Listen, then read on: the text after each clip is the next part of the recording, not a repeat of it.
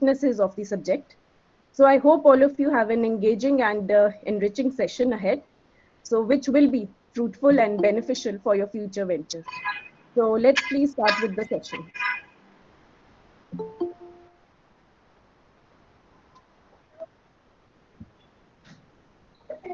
Yes. Okay, am I audible? Yes, audible. So I said thank you so much. Sorry, I was talking on mute. Thank you so much for the kind introduction. And let me tell you, Alan stopped his counting possibly 5-6 years back. So the number may not be the latest. How many people he has trained and coached? So I'm proud to be one of his students. So really glad to have Alan with us. Alan, thank you so much for accepting my request today. And yes, indeed, it's our pleasure to be with all of you. Alan, you want to say something? Yeah, I'm glad to be with you all. It's always good for us to learn, and I'm looking forward to your answers because we learn at every age. Nice to Yes. be with you. Yeah. Thank you so much, Alan. Thank you so much. And yeah, as Alan said, we are here to, of course, share our experiences. So it's not a theoretical session. Okay. So nothing right or wrong about the perspectives. Our intention is that we will be sharing our experiences with you, and some of the concepts, models, examples that we have used practically in our own experiences over the period of time.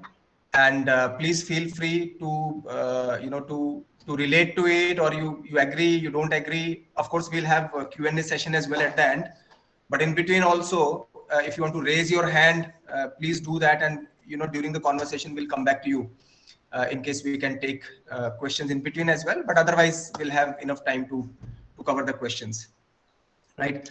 So very interesting concepts that we thought would be relevant to you, that we have done some homework from our side. And our request to all of you would be to really be participative, try to pull this conversation towards yourself, so that we also can leverage the conversation, right? And then there are a few reflection points we have included in this conversation. Reflection points are nothing but questions. So there are 3 questions we have put in between this flow, just to understand what is your context about the topic being spoken, and how are you relating to it and stuff like that, right? So I would request all of you to attempt to those questions. Very simple Google form question, where you just need to select one of the options so that we get to know you more, right? And yeah, that's pretty much, I think. I mean, we are good to start. So let me share my screen again.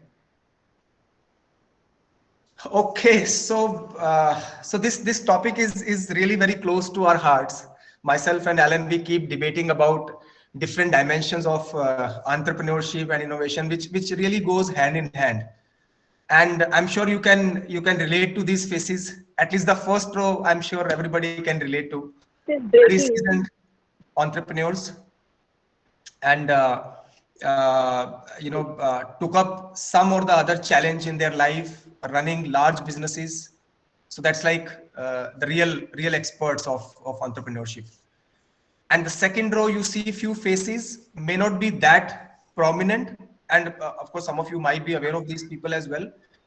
Very innovative, and they made their mark in their enterprises by creating some innovative products or services, or improving the process through innovation, etc.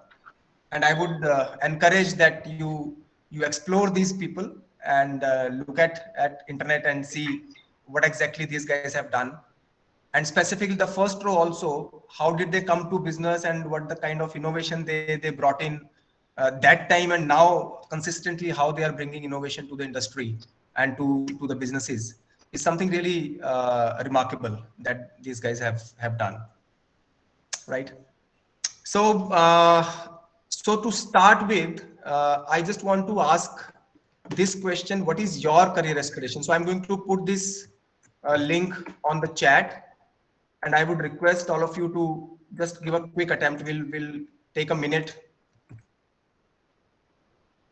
All right. So the link is with you now.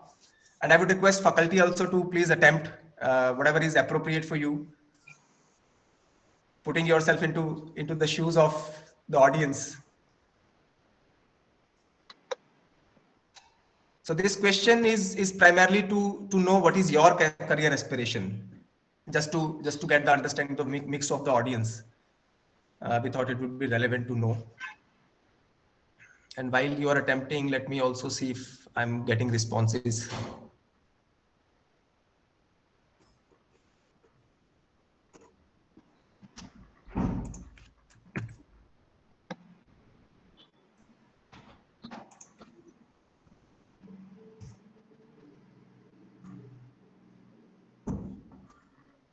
So we'll spend another 30-40 seconds or so, and then we'll come back to the presentation.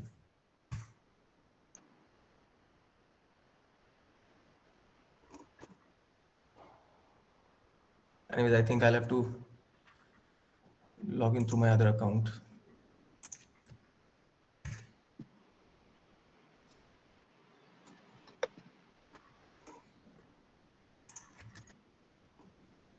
All right, so give me a sec. I'll just see if I've got the responses on the other link.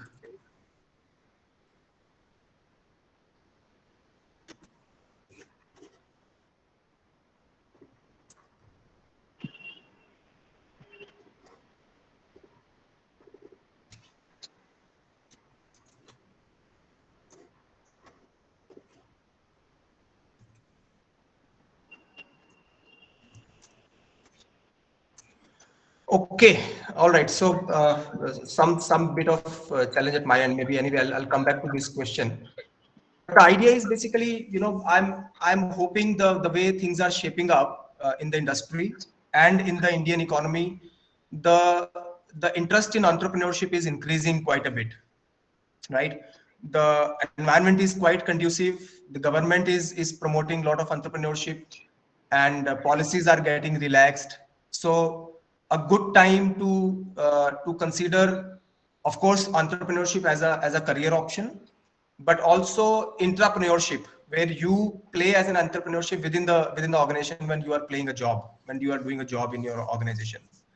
So people who are in the 4th year, I'm sure next year going to be really interesting for you guys when you are joining, or rather later this year you are going to join your organizations.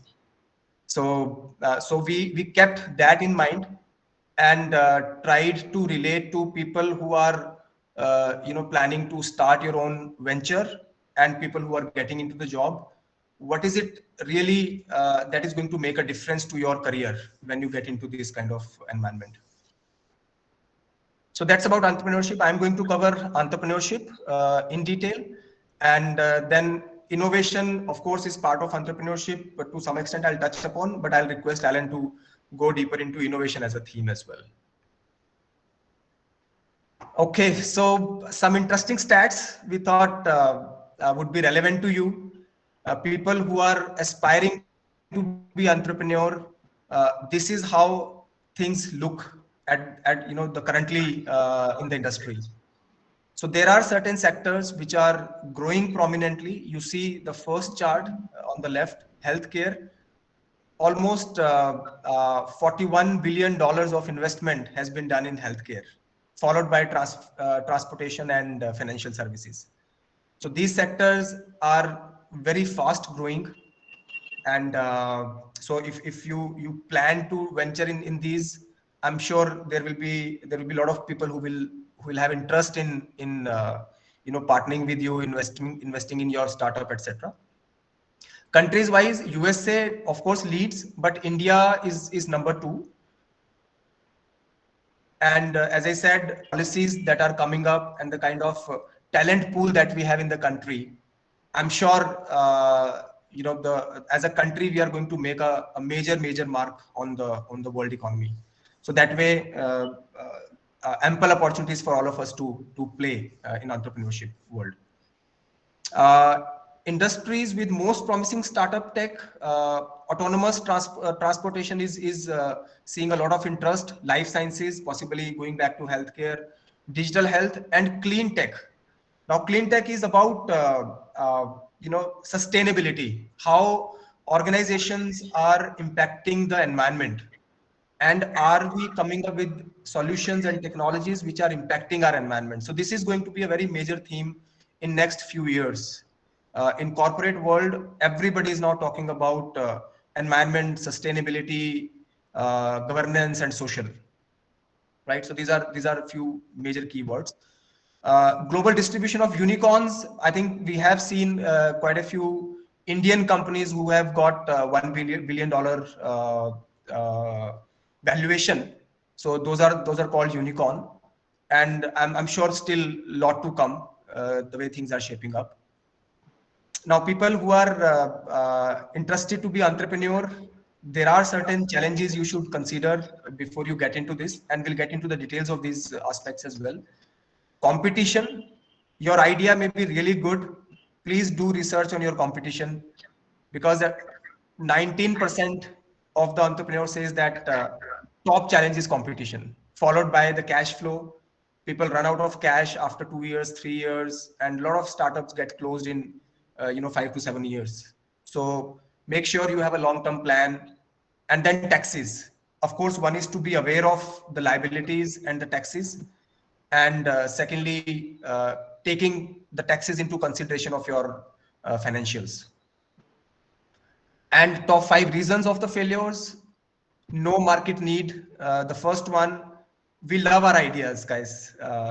We feel that we will change the world, but when we really practically try out things, we find that there is no buyer for the product or the service we are offering. So very important to do extensive research. If there is a real need, run out of cash, I spoke about it, not the right team. You go to any investor, the first thing they ask is, what's the team? Very, very prominent pillar, that people who are getting into entrepreneurship, what kind of skill set they are bringing individually and as a team together. So extremely important. Competition, I spoke about it, and the pricing and cost issues.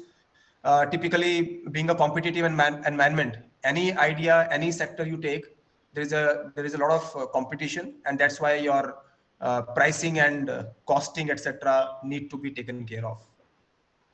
So these are standard stats. I picked it up from Statista. You can look at such stats that will give you aspiration as well as visibility to the real-time environment. Okay, so top 7 priorities for an entrepreneur. And of course, we will be going deeper into each one of these. I've picked up 2 practical case studies from my own experience that I'll be covering.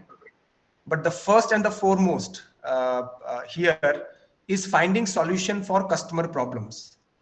Now, our ideas, our solutions may be really fancy, really close to our hearts, but are they really solving the problem that your potential customer is having, or the industry is having, or the environment is having? So focus on the problem first, what problem you are going to solve, and go deeper into that. Then secondly, how much you can be innovative. You will find there may be 50 different competitors in the market who are doing more or less the same thing. One small tweak here and there in your product or the service or the way you are doing. See, example, Amazon said same day delivery or 2 hours delivery. That's an innovation, right? Cash on delivery, that's an innovation. So those kind of things. Then how can you explore the new business models? Just one sec, yeah, cool. Alan, you wanted to say something here? Can you put a full screen? I think the full screen is not mentioned. Is it okay? Yeah. Yeah. All right. Okay. Then use of technology. I think all of us being engineer, I can say on everybody's behalf, we are fascinated by the technology. Definitely a key priority. But we need to see, how do we rationalize our investments in technology, and how do we leverage technology which optimize our business model and solve the problems. So very important to understand that. Don't get into the fancy technology syndrome kind of situation. Then economical strategics. How do you manage cost? How do you manage finances? How do you manage funds? Maybe if you're getting invested from the investor, then how are you comfortable with the finances of your business is very critical. Talent management, as I said, one of the major challenges in the industry right now. I'm sure you must be hearing it from your colleagues, your seniors. There is a huge demand, as well as there is a huge churn as well. You as an entrepreneur should know how do you retain your talent and how do you improve on your talent pool. And then marketing, typically we don't consider marketing in a very detailed manner, but now the way things are moving, marketing is going to be a very major pillar, to make sure that you reach out to the world for your innovative solutions and the product and services that you are offering. Now, if you give me just 30 more seconds, I'll just go to my Google Forms so that I can get into the reflection point again.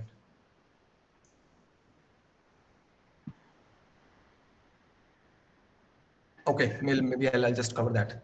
So I'll cover this case study. A very good friend of mine, they wanted to start, I think 4 or 5 years back, if I'm not wrong, they wanted to start their e-commerce last mile delivery. And e-commerce that time, of course, that time also it was competitive, but a kind of early stage. Amazon and Flipkart and all, they were at a initial stages in India. And they wanted, my friend wanted to be specialized in the last mile delivery for the overall e-commerce industry. So this, what I'm going to share are some snippets of the investor pitch that they had made. And the reason I thought it would be relevant to you, so that you can relate to what investors are keen to know about your business. And why? Because if there is a potential in your business, then only somebody will invest money in your startup, right? Or in your enterprise. So I'll pick up priorities that we covered in the previous slide and try to map it with the investor pitch that he had presented, and they got some good investment as well. So the first one, e-commerce market. Important for you to know in what market you are playing, what segment you are playing, and do you have insights about that market. So for them, e-commerce, they actually went to understand what is the wallet share of e-commerce market that time. What is the percentage distribution across different segments of e-commerce. It could be medicines e-commerce, it could be FMCG e-commerce, etc., etc. So who are the players in that market? What are the kind of solution providers in the market who could be the ecosystem player as a partner, or who could be detractors as a competition? So understanding the broader vision of market, distribution of the opportunities, and then looking at the players who can be your partners or detractors or competition. And then some of the key challenges they are facing in the e-retail market, the suppliers who are facing problems, because you are also going to face the same problems. So learn from the mistakes and the challenges that your peers and your competitors are facing. And then challenges faced by the end customer. When you segment your end customers, segment means you identify कि कौन से लोग हैं जो कि आपका potential buyers होंगे, who would be interested to buy your product or services, and what are the challenges those guys are facing. Do you have data around that? And there are ways to collect data. You can do surveys, you can roll out prototypes, some click-through prototypes, or some MVP, which is minimum viable product. Do not get into investing huge money upfront for scaling up your startup unless you validate your idea, both from your competition side as well as from your end customer side. So very important to do extensive market research and really be grounded on where are you starting your startup from. So that's how they started, and they got good insights about their competition. I think they tweaked their pitch possibly for 4 or 5 times based on iterations they did, and got insights about it. Then came the innovation part of it and the business model. So once they understood the spectrum of the playground, the depth and the width of the playground.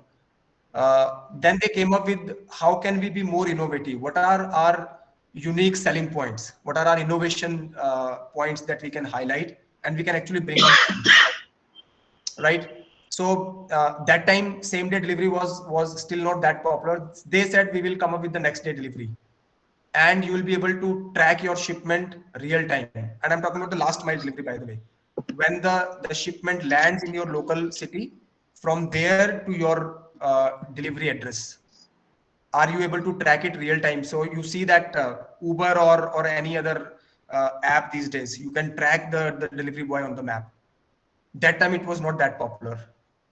Cash on delivery was still early stage. Cash risk and all that. I mean, again, they tried to pull out certain innovative points and embed it into their business model. Technology surely was a prominent play. They bought some licenses for different products, stitched them together, and it was not a very heavy investment on technology that time, because they actually believed in this concept of MVP first, that prove that your technology is able to at least cater to the minimum critical mass, and then scale it. And this investor pitch was actually for them to scale their technology landscape.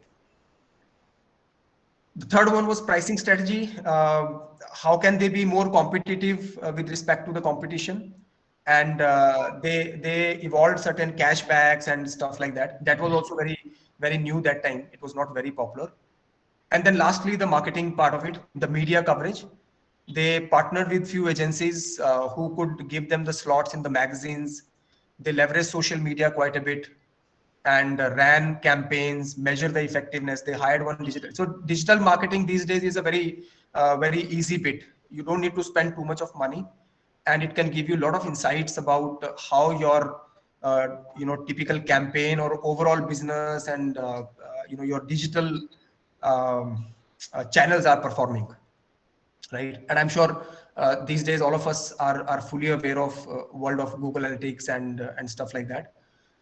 Those things can be leveraged very at a very minimal cost. So these are some of the priorities they had in their mind when they presented to their investors. So that was case one, and the case two is a very recent one. One of the companies, they came to me saying that they want to start their venture. They actually had started. They wanted to expand it on repair and refurbishment mobile phones. Now this second-hand phones or used phones or refurbished phones market is evolving in India. Last 2 years we have seen quite a bit of jump in the industry, and they wanted to expand it. They wanted to start a franchisee model, and wanted to start an e-commerce, B2B e-commerce model, and so on. So we were debating on what kind of business model and priorities they had. So I've just picked up few snippets from their proposal as well. So I'm just diversifying. The earlier examples were from case one. Now this is case two, different dimensions of entrepreneurship. So here we are talking about the funds management, how the capital is invested, and what are the priorities that they have for future expansion. They try to put different charts. How are they going to leverage? How much they are going to spend on, let's say, operations versus how much they are going to spend on technology and marketing and so on and so forth. And then broad vision, how much they want to spend on franchisee model versus B2B e-commerce versus B2C e-commerce. So segmenting your business model and proportionating your funds across different buckets is a very crucial way of managing funds. And when you go to investors, they would want to see if you have clarity, the broader clarity, 20,000 feet vision of how you are going to manage the fund they are going to invest into the company. Then how the performance of the company has been over the period of time. So 3-4 dimensions. Of course, revenue is important, pipeline is important, then operating margins after taxes and so on and so forth. And then what are you projecting for next 3 to 5 years? Somebody who is ready to invest money may not want to have tactical returns. Of course, mixed bag in the industry, but people want to see that after 3 years or 5 years, how much return you are going to give it to me, right? And what will be the exit strategy you are proposing. I do not want to get stuck with your startup in case you're not making money. Or is there a way you can give me a way out so that if I invest 100 rupees now, after 3 years, how do I get back my at least my 120, 130 rupees, right? That is the mindset of an investor. And when you get into these conversations, when you start your entrepreneurship journey, think about a longer term period, 3 to 5 years, and who are you asking for funding. The last one is talent management. I think I covered that earlier as well. How's your pyramid looking like? Initially, your funding is going to be a challenge. It could be bootstrapping or it could be external funding, seed funding or so. But how much you are able to invest on your talent pool? I can tell you, since most of you are from computer science background, if not all, then in IT, the talent pool, the human resource covers 75% of your cost, approximately, right? So you got to be vigilant of the investments you are making, what kind of profiles you need. It got to be a mix of your senior versus junior ratio. You take any large IT company in India, at least, almost 50 to 60% of the company will have trainees and the freshers, right?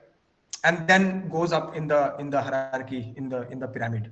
So that kind of balance is really required. Initially you may have a few senior resources, but gradually you will have to rationalize your talent pool. And how do you retain them? How do you create good policies so that they get motivated, they stay motivated, and they keep contributing? And some of it I'm sure Alan will cover in the innovation part as well. All right, so another reflection point, I'll post it again on the chat, and I would request you to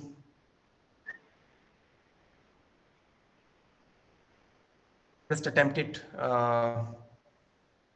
I'll take another 30-40 seconds or so.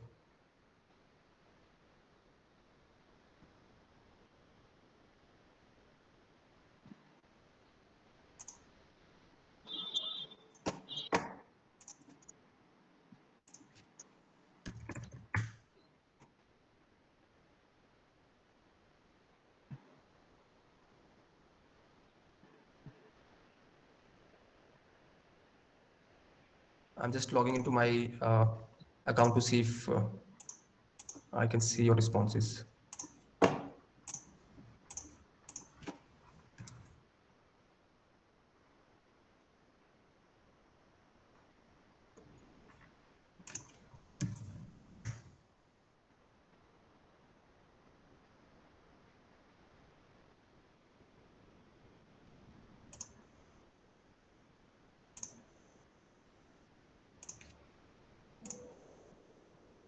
Also, I want to take a pause. Dr. Preeti or anybody who wants to say anything, is it going well? You have any?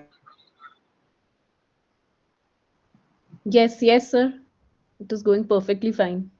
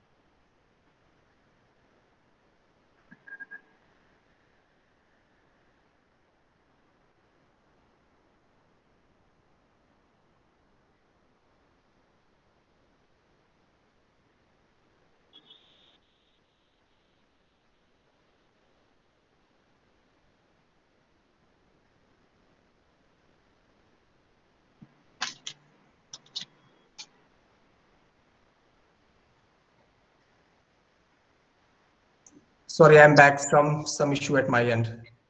Sorry for that. Let me share my screen again. So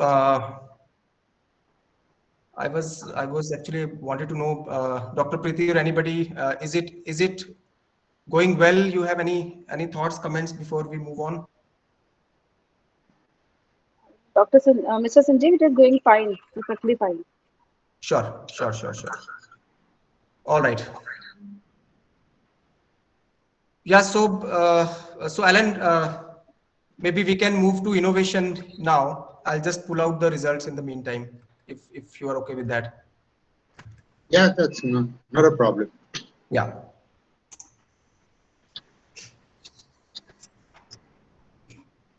Yeah, so just to give you a little bit on innovation, uh, many people have the concept that this is very difficult and you have to come out with a product or service. But I would like to come out with something very simple and easily understandable so that the concept becomes clear. Also, what is not a known fact that India is the invisible innovation hub in the world, and we are not noticed. So I would just like to draw your attention to that. Then share some examples and something that you as students can do after this presentation. Yeah, can we go? Yeah. So the whole point of innovation that people talk about is related to end user product and services. But below that, there are many innovations that are taking place which are not known. And I would like to bring this case of a simple waiter who was serving French fries. To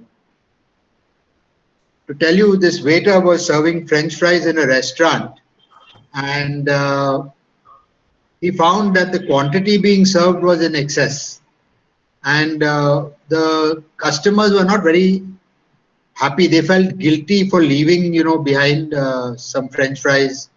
The waiter had to clear the excess French fries. It caused a lot of problems for the garbage people to clean it, and he noticed this and took this up, and then he took it up with his manager. You can go to the next slide, Sanjeev. Yeah. He went to his manager and he shared his thoughts, and the manager was quite taken up. So the guy went into an implementation mode, and he tried options of reducing the French fries, and finally came to an optimum quantity, and then they went into a commercialization and they made money. The benefits were that they satisfied their customer, they spent less on the product, the work of the staff became less, and the hygiene in the restaurant was better. This is a very simple example of process innovation in a restaurant. So this means that any one of us can do innovation at any point of time. You don't have to be in a job, you don't have to specifically look for becoming an entrepreneur. You can do innovation in everyday life. So I'll share with you some examples, but before that, I'd like to talk a little bit on the invisible innovation. Yeah. Okay. Okay, before I come to invisible innovation, the 3 points that I brought out earlier was discover, okay, then develop and commercialize. So these are the 3 steps in any innovation. Discovery, you look and see something that can change or that can make new meaning to customers. You develop a solution, and then you commercialize. Now, it is quite easy for anyone to develop an innovation mindset. And we tried to put a model in place called CARS, where the most important part of innovation is understanding the customer needs and wants. So collaborating with all people who deal with customers, understanding that is a very important part of innovation. And if you look at Guy Kawasaki's, who's a very great angel investor for innovators, he says make meaning rather than looking for making money. If you are making meaning for your customers, then you can move ahead. So that is the key. And today, even in IT, we are saying that it is not enough to know coding. It is also important to know the business domain of the customer, because that's where you add value. So collaboration, action to experiment, to implement, then do a little bit of research, that is, build up data and look at similar activities that are being carried out in different other situations that you can pick up ideas from. So an innovation mindset comes from the CARS approach, and this is very simple and everyone can do it. Yeah. So talking about invisible innovation, there was a team that was looking at India. India is the software, hub in the world. It's known as the software hub in the world, but it is known as the back office. So people always say, we do back office work, in India, and you do a lot of coding, but innovation, no. In the IT, innovation is not done. So these two people went and tried to investigate why can't we bring innovation in IT to India. And they spoke to a lot of guys, and many of the people in the West said, people in India are good. They do good back office work. They provide codes. They work hard. But creativity, no way. And some few, little polished people said very nicely, it's not the people in India. It's the, education system, which is all rote. And that is why they can't innovate. So these guys said, okay, let us go and see. So they went to then, and these West people said, if you want to know about innovation, you go to Silicon Valley and visit some of our companies, and they'll show you how to do innovation. So these guys went to Silicon Valley, and when they were introduced to the companies, the first people that they met were the heads of the innovation labs. And who were these people? These people were mostly Indian. So that was the first step, that Indians are innovative. So he asked those people, you must have studied in the US, and you must have, gone to MIT or whatever, and, that's why you're an innovation lab head. And each and every one of these people said, no, we studied in India and we are ready. So this is a key point that we found, that Indians are innovative. Then why isn't India known as an innovation hub? Because the innovation that we do is invisible. We do innovation in the back office. A lot of leading companies set up innovation labs in India, and they do the branding in the West. There are 750 MNC innovation labs in India, and there are 400,000 people, Indians, working in these innovation labs. So we are innovators, but it is being branded by the West. There are other aspects that we do back office work where they give us part, but the most important innovation is what we do is process innovation, which I'd like to highlight. Every Indian has a dream. Not every, but many Indians have a dream of working in a call center. These young graduates, they're looking for jobs. And in 2 to 3 months after joining the call center, they get bored. So they start looking at how can they do the job better, what are the problems, and they've come up with so many tools, behavioral analytics, customer issue analytics, collaborative tools, and all these are innovations of Indians, but they help the process, they are not end user centered. And to tell you the last, we also do management of innovation very well, where we break up a problem and send issues to talent centers all over the world to bring out an innovation solution. Now, one of the best known innovators in the world, companies, is IBM. They are in the top 3 or 4, who have done the maximum number of innovations or patented the maximum number. And if you look at IBM in 2003 and 2020, in 2003 there were something like 3 lakh employees. Today there are 4,33,000. In the US there were 135,000 and now they are 98,000. And Indian employees in IBM were 9,000 in 2003 and 150,000 today. So who is the innovator in the world?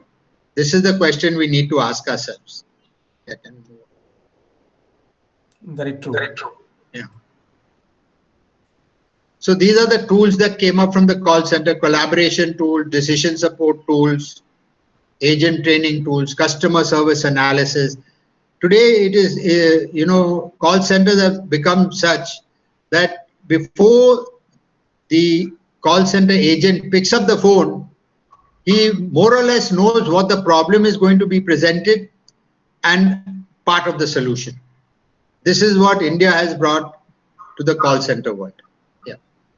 Yeah, and just to add to what Alan you said, see, it's not only about the call center. Now, if you relate to your IT jobs as well, it's a typical pattern we have seen that every 6-7 months people get bored and then they start asking their bosses, now what do I do next? So very relevant topic. Yeah. So now just to share you some different areas of innovation, like the water wheel, where these women in the village used to carry water on their heads for 8 or 10 kilometers. They've come out with the water wheels. So, innovation makes meaning. So this is a very popular topic. I think most people know it. Or you convert a motorcycle into a, mini van and carry 6 to 8 people. On the industry side, these are rural innovations. On the industry side, we've seen a consultancy who, did business modeling innovation by marketing their services, by advertising training programs for many of their customers. And through the training programs advertisement, they got their customers or, prospects to attend the training program in key skill areas, thereby, promoting their capabilities and also getting returns on that. So it was marketing at zero or negligible cost. You promote yourself and get paid for it. So this was an innovative method.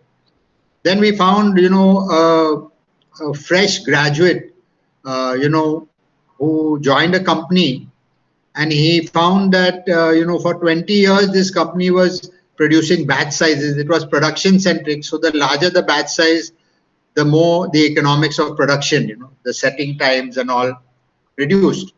But he found that this large batch size improved the stocks or increased the stocks, and the offtake was not so fast. So there was a lot of high inventory. Sometimes the customers were not satisfied. The batch sizes to make a more variety of products, and the offtake became more. The production costs increased marginally, but the inventory came down and the profits increased because of the offtake of the sales. Now this came from a fresh graduate who joined, and within 6 months he made this change in a company. So just by observation, this is a process innovation. Then there was another case where a person, joined a company which had a collaboration with the Germans, and the Germans sent them a production line for engine blocks and cylinder heads. And for 25 years, one of the machines were defective, and it had 100% repair, minor repair, but 100% in the cylinder head, cylinder bore, machining. So this engineer that joined asked the question, why are we doing this repair? And, everyone said it's a German machine, don't touch it. But somehow he was able to convince his boss to, allow him to look at it on a holiday, open it up and check. And, maybe within 6 months, his boss, with his persistence allowed him. And he opened the machine and he found that the machine platform was at a 0.1 millimeter gradient, and we were getting a 0.1 millimeter slope in the cylinder, which was being repaired. He got it rectified by the tool room, and on the next start, the holiday was Thursday because of power shedding. On Friday onwards, there was zero defect, and this whole problem was solved. And an extra machine to repair the defect with 2 operators working on it also became redundant. This was just because he was willing to look, beneath the surface. And one of the most interesting cases was, this German company who took a very large order and they could not complete that. They could not, they didn't want to take the order because as per German calculations, they would not be able to complete this order on time. And so the plant manager, who was an Indian, told the Germans, let me talk to our unions and see what can be done. To cut a long story short, the plant manager consulted the unions, and the unions agreed to take up this impossible task, which was impossible according to the Germans. And he came back and the union said only on 2 conditions. One is that you give us a free hand and do not interfere in how we organize ourselves. And 2, you consider giving us some, appreciation bonus for what we do. And they went into the shop floor, and believe me, they did this. This is a true story which I witnessed. 1 operator worked on 2 machines. Some of them didn't go home. Machines never stopped. There was no lunch break. When one went, somebody else operated. They kept the tools in advance so that, no machine was waiting for any tools. Bio time was cut to 0 because when one operator went for a bio break, another fellow, and they completed the order before time. This surprised the Germans as how the power of Indian collaboration proved results. And this is all because of the lower level labor innovation, because they were actually aware of the total ground reality which the Germans were not. So this is innovation every day. So what do we bring to you? I had written a book, Make Yourself the First Choice, somewhere in 96, 97, where 80% of the IT professionals were being rejected when, they were put up for interviews for on-site jobs. And, it was very simple. I did a study and, my main central theme of my book was to show your skill set in the domain area of the customer by using use cases, etc. And just by this single point, of course, the book brings out a lot of other things, how to project your CV and, how to handle an interview, how to hook the interviewer on. But the main theme was to show your skill in relevance to the customer. And from 80% rejection, they got 80% selection. Another thing that might be interesting to you is the College of Engineering, Pune, has an innovation cell. They set up this innovation cell maybe some 10 years ago. It's available on the net. You can check it out. And I have observed that 100% of the engineers who have registered in the innovation cell are picked up for employment before the last semester. This is the power of innovation, and most of these companies are picking them up before the last semester.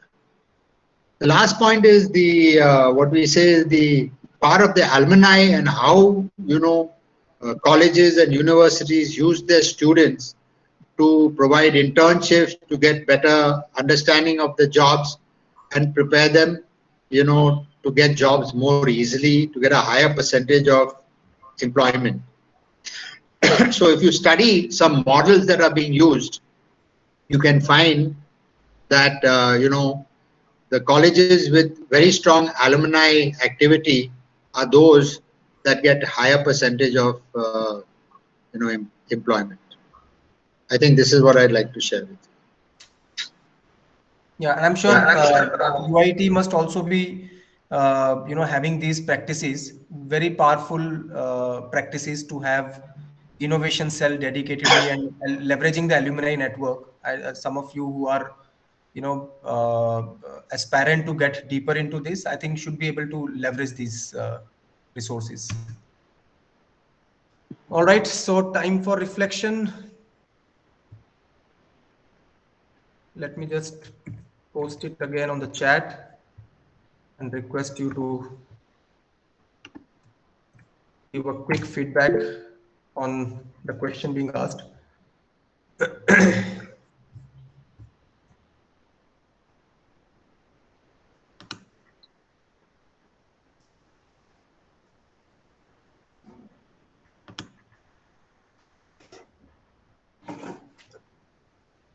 So we'll spend 30 seconds again to capture your feedback.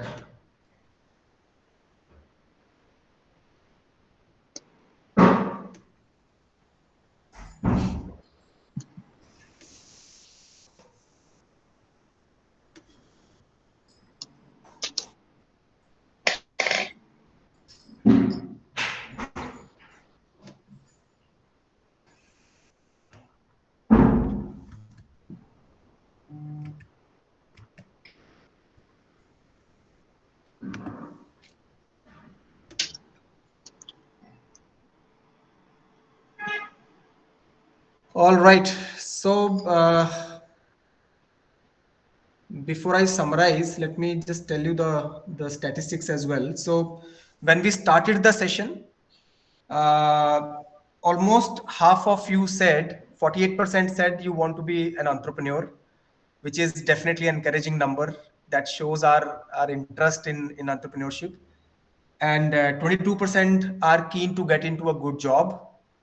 20% said they are open for anything. So a good half mix of the pool is keen to get something on their own.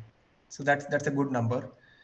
The second question on your priority for entrepreneurship, uh, half of you said finding solutions for the business problem. That is absolutely right. Ellen, you also said that unless you really find out what's problem you are solving, the direction may be anything, right? So very well said. And then 25% said innovation of new product, services, and processes. That's the second most important aspect. After you are clear that what problem you are solving, how innovatively you can solve, and these are some of the dimensions we covered in the session today. So I would like to summarize. Any time is a fascinating time. Of course, today's time is very appealing. Of course, leave pandemic apart. You ask any business today, a lot of new business models have been evolved over last 2 years. The kind of profitability people are enjoying these days is no match to any previous experiences that we have seen in the industry. So a fascinating time and a fascinating market with immense opportunities. Those of you who are ready to grab, who are ready to get deeper into the aspects of entrepreneurship and innovation, a wonderful time. Any time is good. I can say that if you are ready to grab it. So that's pretty much we wanted to cover. I want to thank all of you and open for questions. Let me see if there are any hands here, or otherwise anybody wants to ask anything, please raise your hand now.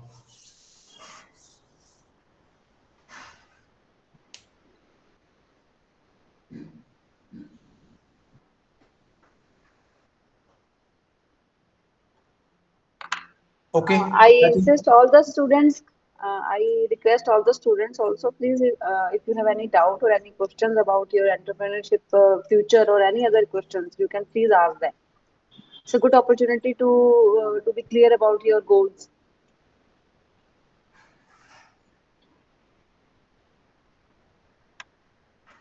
Or if you feel free, you can share your leave your questions with Dr. Preeti and the coordination team. Of course, we'll be glad to come back to you with the answers, and you need any further guidance on any doubts you have.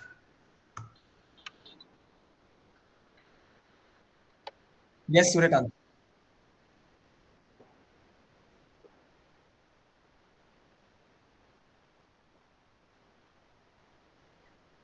Yeah.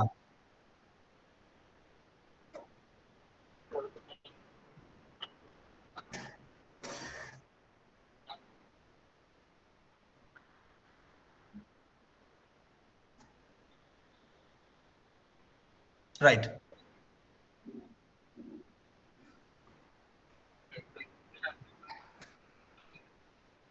Right. So my view again, my personal experience, Suryakant, is the first thing, foremost thing to do is to do extensive research first of all, and that is the most neglected part in entrepreneurship. I can say that based on my experience. See, we are so in a hurry to jump into startup and to do something immediately is a challenge, right? So whenever you have an idea, you should define your target segment, who are the potential customers, and pick up samples from there, pick up personas and pick up samples and just validate your idea first of all, without investing money. Now there are tools available, there are survey tools available, there are prototype tools available. Without investing any money, you can validate your idea first, right? And do some research, reach out to your end customers upfront, and then refine your model on that basis. It won't cost you money. It will take some 15 days, 20 days. You should park that time in your plan. And then once you are ready with your MVP, again a low investment phase. Do not invest heavily into MVP first of all. Pick up the most critical use case for your business, most critical. It may not be fancy, and then roll out that MVP and pick up your beta testers, maybe 100, 150 testers, and validate. This is how you evolve your business model. Competition will always be there, and then how innovative you can be in your pricing, in your operating model, in your processes. This is a journey. You will not be 100% efficient on day one. You will evolve. Your idea will be unique. Your way of working will be unique. Maybe unique, may not be absolutely okay. If you're solving a problem, there can be 20 competitors as well in the market. They will all survive. These are few thoughts, Suryakant, if that makes sense. I can see a couple of questions. Uplav said, sir, from your point of view, what businesses will flourish in 5 to 10 years? So Uplav, well, statistics says, it's not my perception, healthcare definitely is the prominent one. A lot of investment is going on. From a technology standpoint, if you can roll out some use cases in artificial intelligence, that is going to pull a lot of good investment. And then I think e-commerce is getting mature now. So it may be a difficult territory if anybody wants to plan out e-commerce. But yeah, healthcare definitely is a good one. Transportation, I mentioned, is another good one. This electric vehicles and all is coming up big time. And AI is going to be a prominent theme. Webhub said, according to your opinion, which startup we can start with less amount of money, but the startup also has a good market value? I think I covered that, Webhub. So there is no silver bullet, but I would say there are means and tools available where with very minimal money you can get your startup running. You can do along with your job as well, right? Uh, you have some idea, brainstorm with your friends, uh, create a blueprint, and then roll it out with some beta testers, and then move forward in small steps. That's what I'll say. Okay, so I think we are at the end of the hour. Dr. Preeti and Any other Parmesh. questions? Yeah, please. How to set up team with responsible and in less cost? With responsibility and less cost. So Sahil, I think more to do with your people skills, I would say. uh, while money is tempting, but I can tell you long term, people would want to stay with their managers who really know them, who relate to them, right? If you just be a taskmaster, you will not be able to build a team. And Alan, maybe you can See, add here. See, what you're saying is you must have people who have the same passion, and that is very important. Like, sometimes you're misled that this Jack Ma made a statement. It's very easy to be, he's the richest man in China. It's very easy to become a big businessman. You just have to, get the best people to work for you and get them to work together. But he doesn't tell us why should the best people work with you. What is it in you to attract them? So that is one of the very important points that you need to see. People who have the same passion, people who have the chemistry, and people who are willing to persevere. One of the things that we did not cover in innovation is that there will be a lot of failures, and you must have perseverance to go through. And failure is, this is also a myth in our educational institute where we say failure is stepping stone to success. Failure is not a stepping stone to success. Intelligent failure is a stepping stone to success, because when you take a decision with known risks, cautious decision with known risks, then if you fail, you know why you fail and you can take corrective action. Otherwise, you just fail and you do not know where to take corrective action. So failure is expected, and intelligent failure is important. Right. Great thoughts, Alan. Thank you. Yeah, Dr. Preeti, So over to you now. okay. If we will have more questions, we will definitely send to you so that you can tell Sure. more about your experience to the students. So with this, I just want to finish this event and by thanking Mr. Sanjeev and Mr. Ellen for their encouraging and motivating words about the entrepreneurship and innovation both. So and taking out your valuable time or for encouraging the students and giving your thoughts for the same. And I believe we are, especially the students, will be benefited with your lecture, with your examples also. There is some question from Surya. Surya, we will get back to you. I will take the answer from the experts and get back to you because they have to move now. But already they have given so much time to us. So I want to thank Mr. Allen also by providing good views and good examples on innovation, which is very encouraging. So I believe that we will do the same type of events again with the help of your experience again. So I thank you again and thank for your contribution for the event. Thank you, Dr. Preeti. And It's Thank our you.